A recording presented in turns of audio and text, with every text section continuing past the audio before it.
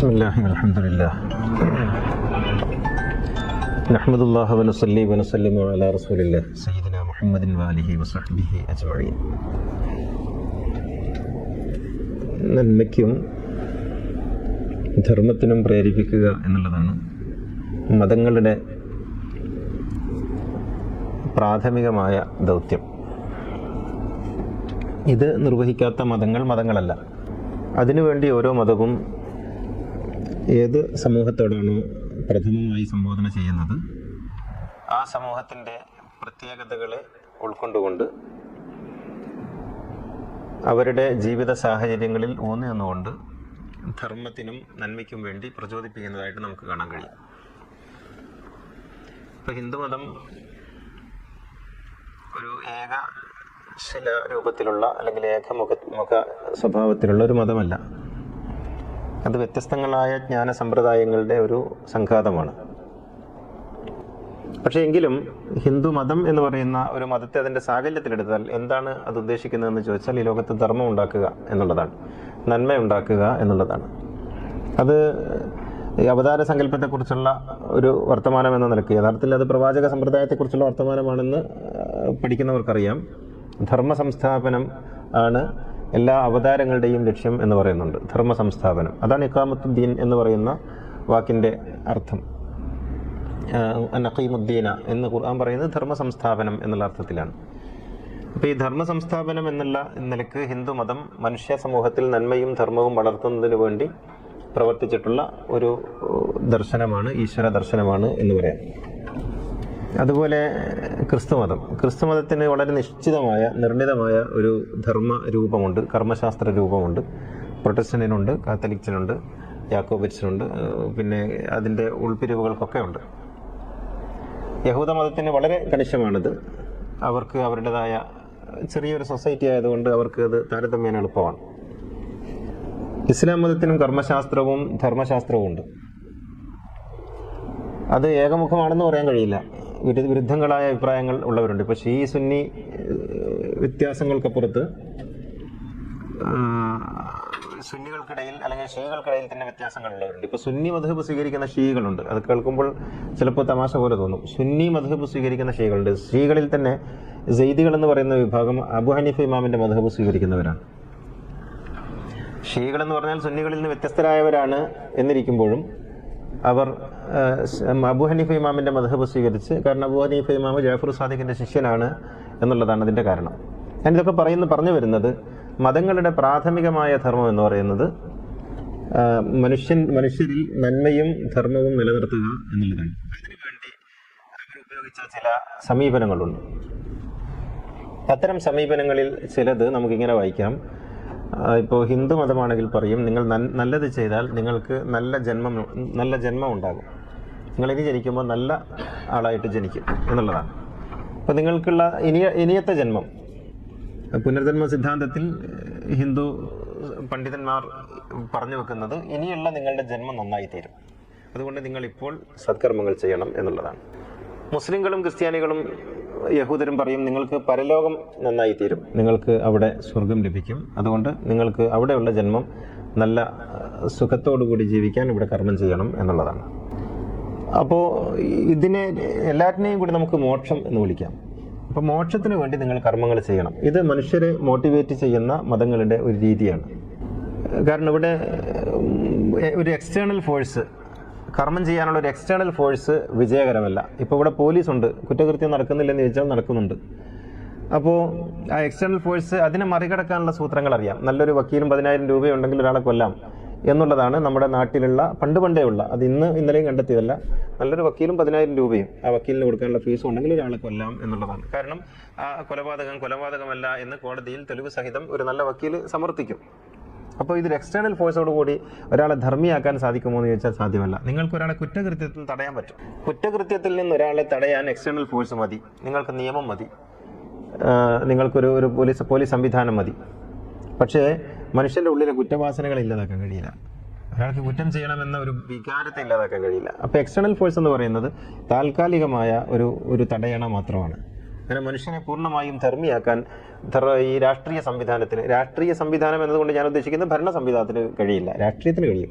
എന്നാൽ മതങ്ങൾ മനുഷ്യനെ താൽക്കാലികമായ കുറ്റകൃത്യത്തിൽ നിന്ന് തടയുകയല്ല, മറിച്ച് അവൻ്റെ ഉള്ളിൽ ഒരു ശുദ്ധീകരണം, തസ്കിയത്ത് ഉണ്ടാക്കുകയാണ് ചെയ്യുന്നത്. അങ്ങനെ ഉണ്ടാക്കുമ്പോൾ മനുഷ്യൻ അടിമുടി മാറുകയും അവൻ്റെ ഉള്ളിൽ നിന്ന് തിന്മയുടെ, അധർമ്മത്തിൻ്റെ ആ നാമ്പിനെ ഇല്ലാതാക്കുകയും ചെയ്യുന്നു. ഇതാണ് വ്യത്യാസം. അപ്പോൾ നിങ്ങൾക്കൊരു നല്ല ഭരണകൂട വ്യവസ്ഥ ഉണ്ടാക്കാം, അതുകൊണ്ട് ജനങ്ങളെ നന്നാക്കാൻ കഴിയില്ല. ജനങ്ങൾക്ക് സൗകര്യങ്ങൾ ചെയ്തു കൊടുക്കാം, ജനങ്ങളുടെ തിന്മയുടെ വാസനയെ തൽക്കാലത്തേക്ക് അടക്കി നിർത്താം. നിങ്ങൾക്ക് ഒരു വലിയ ധർമ്മ സൊസൈറ്റിയെ ഉണ്ടാക്കിയാൽ നിങ്ങൾക്ക് അവരെ പ്രത്യേകിച്ച് ഭരിക്കാനൊന്നും ചെയ്യേണ്ടതില്ല, അവർ സ്വയം ധർമ്മികളായി മാറും. ഇത് നമുക്ക് കാണാൻ കഴിയുന്നത് മഹാബലിയുടെ സങ്കല്പത്തിലാണ്. മഹാബലി എന്ന് പറയുന്ന രാജാവിനെ കുറിച്ചുള്ള മലയാളികളുടെ ഒരു നല്ല സ്വപ്നമുണ്ട്. ഇത് മലയാളികളുടെ മാത്രം സ്വപ്നമല്ല. ദുൽഖർനൈൻ എന്ന രാജാവിനെ കുറിച്ച് ഖുർആൻ പറയുന്നതും മഹാബലിയെക്കുറിച്ച് പറയുന്നത് പോലെയാണ്. അതുപോലെ ലോകത്തിൻ്റെ എല്ലാ ഭാഗങ്ങളിലും മഹാബലിയുടെ വ്യത്യസ്തങ്ങളായ വേർഷനുകളുണ്ട്. എള്ളോളം പൊളിവചനമില്ലാത്ത, കള്ളവും ചതിയുമില്ലാത്ത, കള്ളപ്പറയില്ലാത്ത, എല്ലാവരും ഒരുപോലെ കാണുന്ന, മനുഷ്യരെല്ലാവരും ഒന്നുപോലെ ആയിത്തീരുന്ന ഒരു സങ്കല്പം. അത് സങ്കല്പത്തിലാണെങ്കിലും സാധിക്കുന്നത് ഒരു രാഷ്ട്രീയ അധികാര വ്യവസ്ഥയുടെ കീഴിലല്ല, മറിച്ച് മനുഷ്യരെല്ലാവരും ധർമ്മികളായി തീരുന്ന ഒരു രാഷ്ട്രീയ വ്യവസ്ഥയിലാണ്. അവിടെ രാജാവ് പോലും ആ ധർമ്മത്തിന് ബാധ്യസ്ഥനാണ്. അതുകൊണ്ടാണ് 3 അടി മണ്ണിന് വേണ്ടി വാമനൻ ചോദിച്ചപ്പോൾ അത് കൊടുക്കാൻ തയ്യാറാകേണ്ടി വന്നത്. അതുകൊണ്ടാണ് വാഗ്ദത്ത പാലനത്തിന്, സത്യസന്ധതയ്ക്ക് ഒക്കെ പേര് കേട്ട പ്രതീകങ്ങളും കഥകളും നമ്മുടെ ഉള്ളിലുണ്ട്. ഈ അടിസ്ഥാനത്തിൽ നിന്നുകൊണ്ടാണ് മതങ്ങൾ പ്രവർത്തിക്കുന്നത്. പക്ഷേ ഇത് പോകെ അല്പം കൂടി മുന്നോട്ട് പോകുമ്പോൾ ആദ്യം പറഞ്ഞത് വിസ്മരിക്കുകയും രണ്ടാമത് പറഞ്ഞത് വലുതായി തീരുകയും ചെയ്യും. എന്തിനു വേണ്ടിയാണ്? നിങ്ങൾക്ക് ഞാൻ മിഠായി തരാം, ഒന്ന് കടയിൽ പോയി വരണം എന്ന് കുട്ടിയോട് നമ്മൾ പറയുമ്പോൾ ഈ കുട്ടി കടയിൽ പോവുക എന്നുള്ളതാണ് ഉദ്ദേശം. അതിൽ കിട്ടുന്ന ഒരു ബൈ പ്രൊഡക്റ്റ് ആണ്, അല്ലെങ്കിൽ അതിന് കിട്ടുന്ന ഒരു പ്രചോദനമാണ് മിഠായി എന്ന് നമുക്കറിയാം. അപ്പോൾ ഈ മിഠായി എന്നുള്ളത് ഹൈലൈറ്റ് ആക്കപ്പെടുകയും കടയിൽ പോവുക എന്നുള്ളത് മറന്നു പോവുകയും ചെയ്തെങ്ങനെയിരിക്കും? ഇതാണ് പിൽക്കാലത്ത് മതങ്ങൾക്ക് സംഭവിച്ചത്. നിങ്ങൾക്ക് സ്വർഗം തരാം എന്ന് മതങ്ങൾ പറയുമ്പോൾ സ്വർഗത്തെക്കുറിച്ചായി പിന്നെ നമ്മുടെ ചർച്ച. നിങ്ങൾ സ്വർഗം തരാം എന്ന് പറഞ്ഞത് ഏത് കാര്യത്തിനാണ് എന്നുള്ളത് മറന്നുപോയി. അങ്ങനെ മനുഷ്യന്റെ ദൗത്യവും ധർമ്മവും മറന്നു പോവുകയും മനുഷ്യനെ പ്രചോദിപ്പിക്കുന്നതിന് വേണ്ടി മതങ്ങൾ പറഞ്ഞിട്ടുള്ള കാര്യങ്ങൾ ഏറ്റവും ഭീകരമായ രൂപം കൊണ്ട് അത് മനുഷ്യനെ തിന്നുകളയുകയും ചെയ്യുന്നു. അതിനുവേണ്ടി ഈ ആദ്യം പറഞ്ഞതൊക്കെ വിസ്മരിക്കപ്പെടുന്നു എന്നുള്ളതാണ്. അപ്പോൾ നിങ്ങൾക്ക് സ്വർഗത്തിൽ ഹൂറിയെ കിട്ടുമോ? ഹൂറിയുടെ പ്രായം എന്തായിരിക്കും? അത് ആണോ പെണ്ണോ? അതിൻ്റെ കളർ എന്തായിരിക്കും? അവരുമായി നിങ്ങൾ ജമിക്കുമ്പോൾ നിങ്ങൾക്ക് ഉണ്ടായിരിക്കേണ്ടുന്ന ക്വാളിറ്റിയെക്കുറിച്ച്, നിങ്ങൾക്ക് അവിടെ കിട്ടുന്ന പാനീയത്തെക്കുറിച്ച്, അവിടെ കിട്ടുന്ന ഭക്ഷണത്തെക്കുറിച്ച്, അവിടെ ഉള്ള റൂമുകളുടെ അകലത്തെക്കുറിച്ച്, അവിടെയുള്ള സുഗന്ധത്തെക്കുറിച്ച്, അവിടെയുള്ള മണ്ണിനെക്കുറിച്ച്, അവിടെയുള്ള വിസർജ്യത്തെക്കുറിച്ച്, അവിടെയുള്ള ടോയ്ലറ്റിനെ കുറിച്ചൊക്കെയാണ് പിന്നെ നിങ്ങളുടെ ചർച്ച. ഇത് ഒരു മതം എത്തിച്ചേരുന്ന ഏറ്റവും അപകടകരമായ അപചയത്തിൻ്റെ ഒരു പടുകുഴിയാണ്. ഒരു മതം എങ്ങനെയാണ് നശിച്ചു പോകുന്നത് എന്ന് ചോദിച്ചാൽ ആ മതം നശിക്കുന്നതിൻ്റെ ഏറ്റവും നല്ല ഉദാഹരണങ്ങൾ സ്വർഗത്തെക്കുറിച്ചുള്ള മൗലവിമാരുടെ വീഡിയോകളാണ് എന്നുള്ളതാണ്. ഇതേക്കാൾ കൂടുതൽ ഒരു മതത്തിന് അതിൻ്റെ അടിസ്ഥാനത്തിൽ നിന്ന് വിട്ടുപോകാൻ സാധ്യമല്ല. ഈ സ്വർഗം എന്ന് പറയുന്നത് ഇതിൻ്റെ ഫലമായിട്ട് സംഭവിക്കേണ്ടതാണെന്നും നിങ്ങൾ മിഠായിയെക്കുറിച്ച് ചർച്ച ചെയ്ത് നിങ്ങൾ കടയിൽ പോകാൻ മറന്നുപോയാൽ എങ്ങനെ ഇരിക്കും? ആ മിഠായിയുടെ സൗന്ദര്യം, അതുണ്ടാക്കുന്ന ഫാക്ടറി, അതിൻ്റെ കളറ്, അതിൻ്റെ രുചി, അതിൻ്റെ വലുപ്പം, ഇത് ഈ കുട്ടി ചർച്ച ചെയ്യുകയും കടയിൽ പോവുക എന്ന് പറയുന്ന ആ കുട്ടിയുടെ ദൗത്യം മറന്നു പോവുകയും ചെയ്യുന്നു എന്നുള്ളതാണ്. നമ്മളോട് പടച്ചമ്പുരാൻ പറഞ്ഞത് എന്താണ്?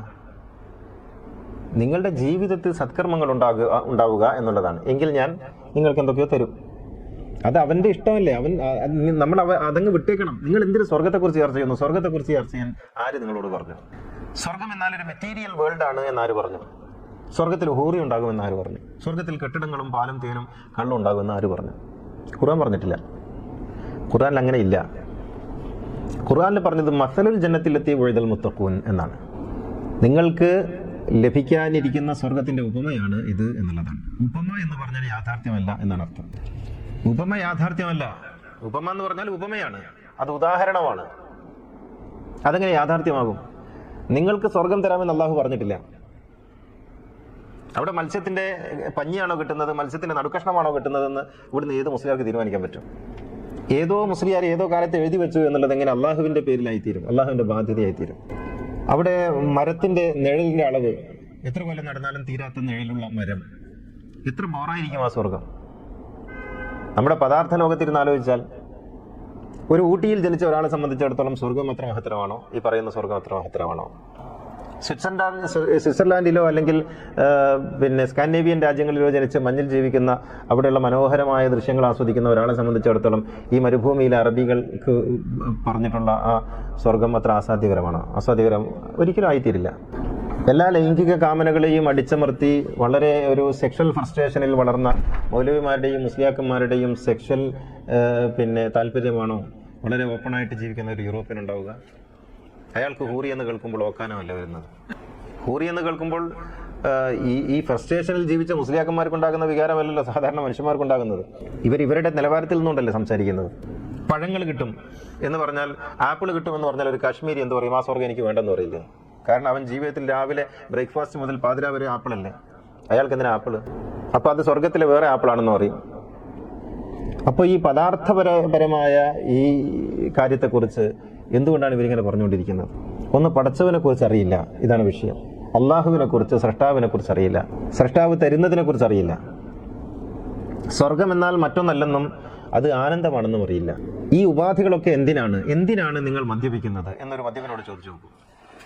എന്തിനാണ് നിങ്ങൾ ലഹരി ഉപയോഗിക്കുന്നത് എന്ന് ചോദിച്ചു നോക്കൂ.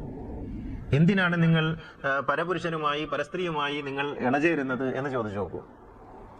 എന്തിനാണ് നിങ്ങൾ കളിക്കുന്നത് എന്ന് ചോദിച്ചു നോക്കൂ. എന്തിനാണ് നിങ്ങൾ ജനങ്ങളെ പറ്റിക്കുന്നത് എന്ന് ചോദിച്ചു നോക്കൂ. എന്തിനാണ് നിങ്ങൾ ഗാംബ്ലിങ്ങിന് പോകുന്നത് എന്ന് ചോദിച്ചു നോക്കൂ. ആനന്ദത്തിന്. ഇതാണ് ഉത്തരം.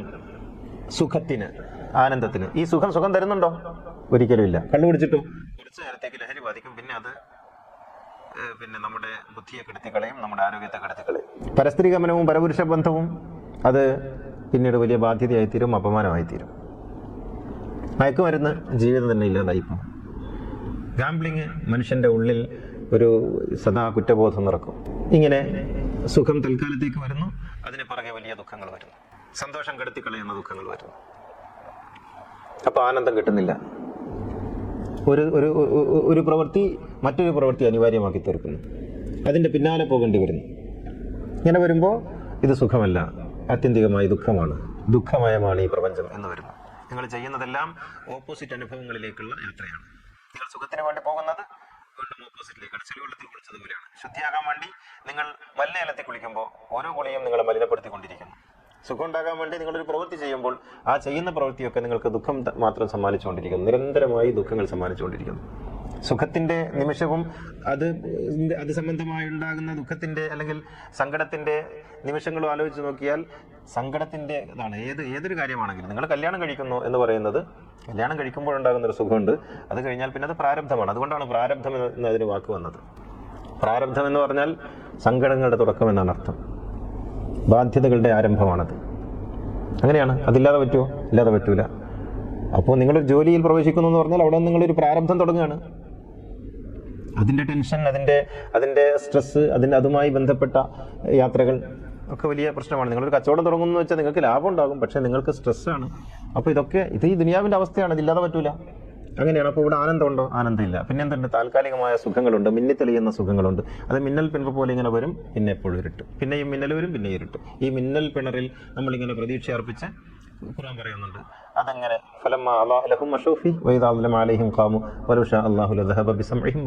അങ്ങനെയാണ്. അങ്ങനെ പ്രകാശിക്കുമ്പോൾ ഇതാണ് വെളിച്ചം, ഇതാണ് സന്തോഷം, ഇതാണ് സുഖം, ഇതാണ് ആനന്ദം എന്ന് വിചാരിച്ചിങ്ങനെ നടക്കും. അത് പോയാൽ വീണ്ടും ഇരുട്ട്. അങ്ങനെയാണ്. ഈ ഒരു പ്രപഞ്ചത്തിൽ ഇരുന്നു കൊണ്ട് നിത്യാനന്ദത്തിന്റെ ഒരു പ്രപഞ്ചത്തെക്കുറിച്ച് പറയുകയാണ് ദൈവം തമ്പുരാൻ. അത് നിങ്ങളീ പറയുന്ന ഹൂറിയോ സ്വർഗമൊന്നുമല്ല, മറിച്ച് അത് മനുഷ്യന്റെ ഉള്ളിൽ നിറയുന്ന ഒരു സച്ചിദാനന്ദത്തിന്റെ പേരാണ്. നീ സത്യം ജ്ഞാനമാനന്ദം, നീ തന്നെ വർത്തമാനവും ഭൂതവും ഭാവിയും വേറല്ല ഓതും മൊഴിയും ഓർക്കിൽ നീ എന്ന് പറയുന്ന ആ ഒരു ആനന്ദത്തിന്റെ ലോകത്തെക്കുറിച്ചാണ് പ്രവാചകന്മാരും വേദങ്ങളൊക്കെ പറയുന്നത്. അതാണ് സ്വർഗം എന്ന് പറയുന്നത്. സ്വർഗത്തിൽ ഈ പറഞ്ഞതൊന്നുമില്ല. ഒന്നുമില്ലെന്ന് പറഞ്ഞാൽ അത് ഉണ്ടായാൽ സ്വർഗമാവില്ല. ഈ പറയപ്പെടുന്ന എന്തെങ്കിലും ഒന്ന് സ്വർഗത്തിലുണ്ടെങ്കിൽ അത് ആവില്ല. സ്വർഗം എന്ന് പറയുന്നത് യാതൊരു ഉപാധികളുമില്ലാത്ത പ്രണയത്തിന്റെ, യാതൊരു ഉപാധികളുമില്ലാത്ത ആനന്ദത്തിന്റെ ലോകമാണത്. ഉപാധികളില്ലാത്ത ആനന്ദം. നിങ്ങൾക്ക് മദ്യപിച്ചിട്ടാണ് നിങ്ങൾ ലഹരി ബാധിക്കുന്നതെങ്കിൽ അത് ലഹരിയല്ല, അത് ആനന്ദമല്ല. നിങ്ങളൊരു സ്ത്രീയെ പ്രാപിച്ചിട്ട് ഒരു പുരുഷനെ പ്രാപിച്ചിട്ടാണ് നിങ്ങൾക്ക് മൂർച്ചയും ആനന്ദവും ലഭിക്കുന്നതെങ്കിൽ അത് ആനന്ദമല്ല, അത് ആ പണിയുടെ നിങ്ങൾ ചെയ്ത ആ പ്രവൃത്തിയുടെ ഒരു ഫലം മാത്രമാണ്. ആനന്ദം ഇവിടെ കിട്ടി.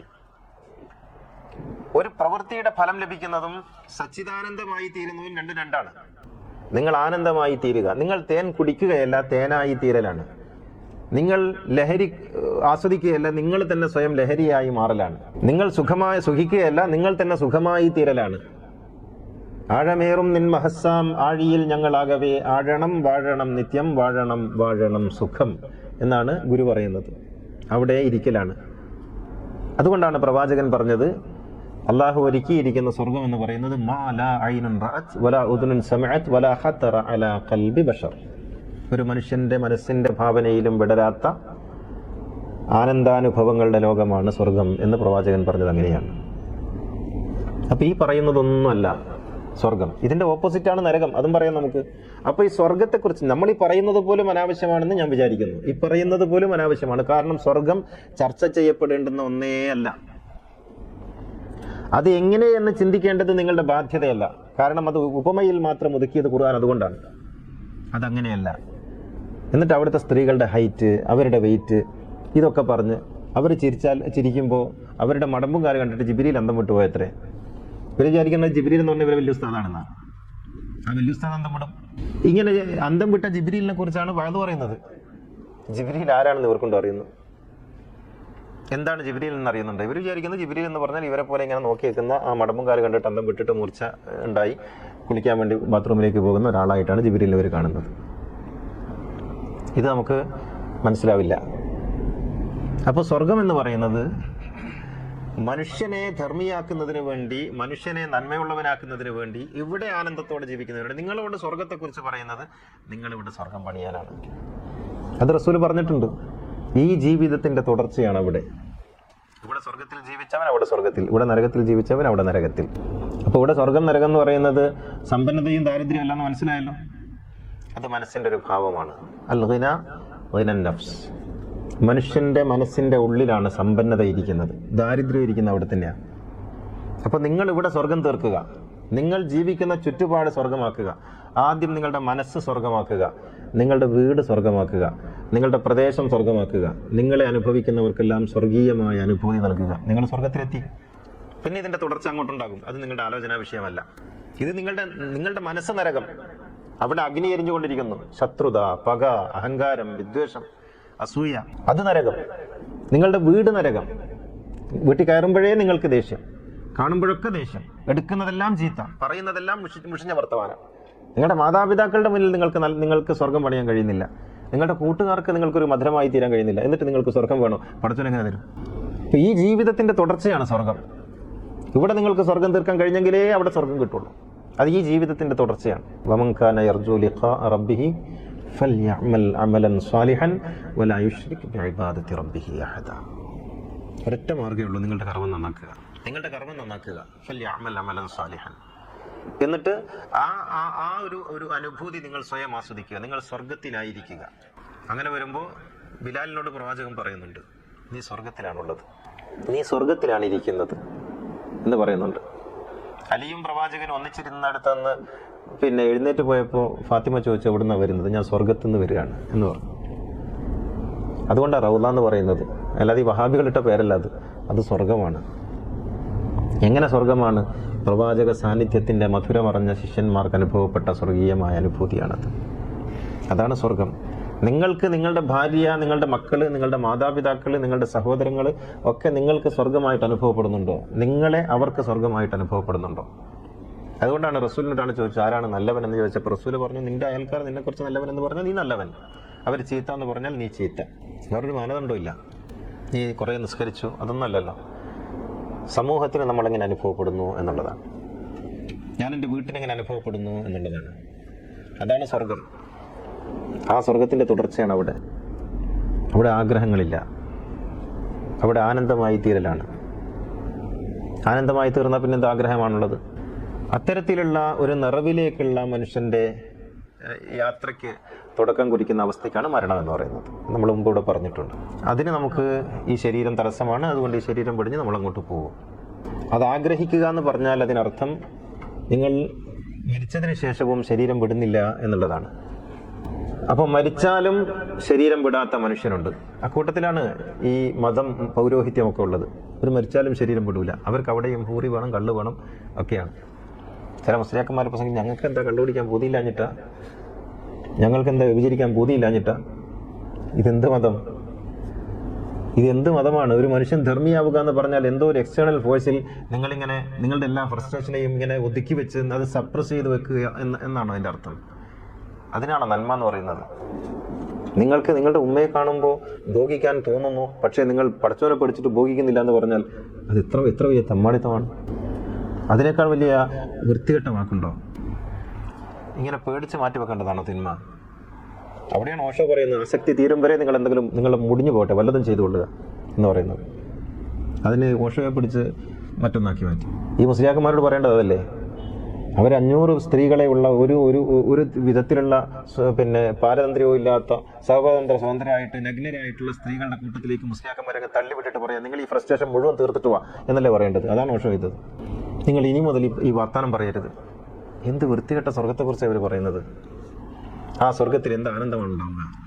അത് ആ ബ്രഹ്മത്തിൽ ലയിക്കുന്നതിന്റെ, അല്ലാഹുവുമായിട്ടുള്ള ചേർച്ചയുടെ, സൃഷ്ടാവിൽ ചേരുന്നതിന്റെ. നീയല്ലോ സൃഷ്ടിയും സൃഷ്ടാവായതും സൃഷ്ടിജാലവും, നീയല്ലോ ദൈവമേ സൃഷ്ടിക്കുള്ള സാമഗ്രിയായതും, നീയല്ലോ മായയും മായാവിയും മായാവിനോദനും, നീയല്ലോ മായയെ നീക്ക് സായുജ്യം നൽകുമാര്യനും, നീ സത്യം ജ്ഞാനം ആനന്ദം.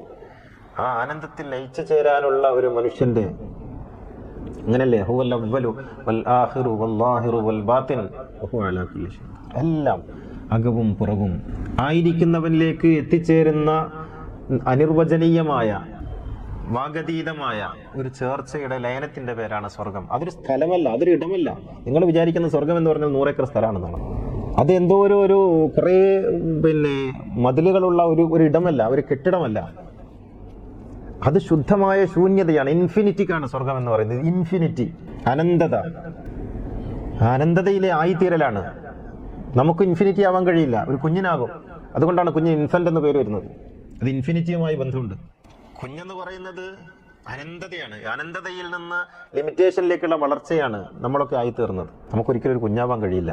കുഞ്ഞുങ്ങളെ പോലെയാകാൻ ശ്രമിക്കാം എന്നേ ഉള്ളൂ. അങ്ങനെ ശിശുവിൽ നിന്ന് നമ്മൾ മുതിർന്നപ്പോൾ നമുക്ക് ഒരുപാട് ലിമിറ്റേഷൻ ഉണ്ടായി. ആ ലിമിറ്റേഷനിൽ നിന്ന് വീണ്ടും നമുക്കുള്ള മോചനമാണ് മരണം. ആ മരണത്തിൽ പിന്നെ നമ്മൾ ശുദ്ധ ശിശുവായി തീരുകയാണ്. അതാണ് സ്വർഗം. ഈ ശിശുവിന് നിങ്ങൾ ആലോചിച്ച് നോക്കൂ, 6 മാസം പ്രായമുള്ള, 1 വർഷം പ്രായമുള്ള ഒരു കുഞ്ഞിന്റെ മുന്നിൽ നിങ്ങൾ 1000 ഹൂർലിങ്ങളെ കൊണ്ടുവച്ചാൽ വല്ല കാര്യമുണ്ടോ? 100 കുപ്പി കള്ളു കൊണ്ടുവച്ചാൽ വല്ല കാര്യമുണ്ടോ?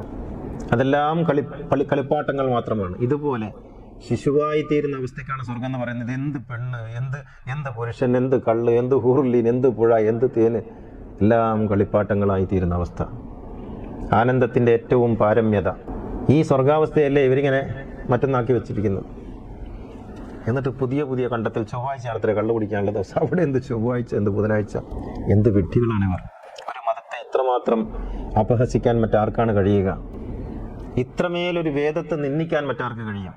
അപ്പോൾ സ്വർഗമെന്ന് പറയുന്നത് ഇത്തരത്തിലുള്ള പദാർത്ഥപരമായ ഒരു സംഗതിയല്ലെന്നും അതൊരു ഇടമല്ലെന്നും അതൊരു സ്പേസ് അല്ലെന്നും അതൊരു അവസ്ഥയാണെന്നും മനസ്സിലാക്കണം. അതൊരവസ്ഥയാണ്, ആനന്ദമായി തീരുന്നൊരവസ്ഥയാണ്. നിങ്ങൾക്ക് സ്വർഗത്തിലേക്ക് എങ്ങോട്ടും പോണ്ട. നിങ്ങൾ എവിടെയാണോ അവിടെ സ്വർഗം. നമുക്കു നാമേ പണിവതു നാഗം നരകവും അതുപോലെ എന്നുള്ളവർ പറയുന്നത് അങ്ങനെയാണ്. നമിക്കിൽ ഉയരാം, നടുവിൽ തിന്നാം, നൽകുകിൽ നേടിയിടാം, നമുക്കു നാമേ പണിവതു നാഗം നരകവും അതുപോലെ. ഇതാണ് പ്രവാചകന്മാർ പറഞ്ഞത്. എൻ കക്കാട് പാടില്ല, സ്വർഗത്തിൽ നിന്നും ഹൃദയത്തിലേക്കൊരു സ്വർണ്ണനൂൽപാലം പണിത പ്രവാചക. സ്വർഗത്തിൽ നിന്ന് ഹൃദയത്തിലേക്ക് സ്വർണ്ണനൂൽപാലം പണിത പ്രവാചകന്റെ അനുയായികൾ ലൈംഗിക കാമത്തിന്റെ ശമനത്തിന് വേണ്ടി സ്വർഗം തേടുന്നു. നിങ്ങൾ സ്വർഗം തേടുന്നത് എന്തിനാ? സ്വർഗം തേടുന്നത് ലൈംഗിക മോഹത്തിന്റെ കാമനയുടെ ശമനം തേടി. ഭൂമിയിൽ നിന്ന് നിങ്ങൾക്ക് കുടിക്കാൻ കഴിയാത്ത കള്ള് കുടിച്ചു തീർക്കാനുള്ള നിങ്ങളുടെ ലഹരിയുടെ ഏറ്റവും ഭൗതികമായ അവസ്ഥയുടെ സംതൃപ്തിക്ക് വേണ്ടി, നിങ്ങൾക്ക് ഇവിടെ കിട്ടാത്ത ഭക്ഷണങ്ങൾ കഴിച്ച് വീണ്ടും നിങ്ങൾക്ക് പുതിയ രോഗങ്ങൾ വരുത്തി വെക്കാനുള്ള മറ്റൊരു ഹോട്ടലിലേക്കുള്ള യാത്രയ്ക്ക് വേണ്ടി. ഇതല്ലേ സ്വർഗം എന്ന് പറയുന്നത്. അപ്പോൾ സ്വർഗം ഒരിടമല്ല, സ്വർഗം ഒരവസ്ഥയാണ്. അത് മനുഷ്യർക്ക് ഈ പദാർത്ഥ ലോകത്തിരുന്ന് ചിന്തിക്കാൻ കഴിയില്ല, പ്രത്യേകിച്ച് പണ്ഡിതന്മാർക്ക്. കാരണം അവർ ഈ മാംസപിണ്ഡത്തിൽ മാത്രം ഇരുന്ന് ചിന്തിക്കുന്നവരാണ്. അവർക്കൊരിക്കലും ഈ മാംസപിണ്ഡത്തിൽ നിന്ന് മോചനമില്ല, മരിച്ചാൽ പോലും. നമുക്ക് ചർച്ചയിലേക്ക് കിടക്കാം.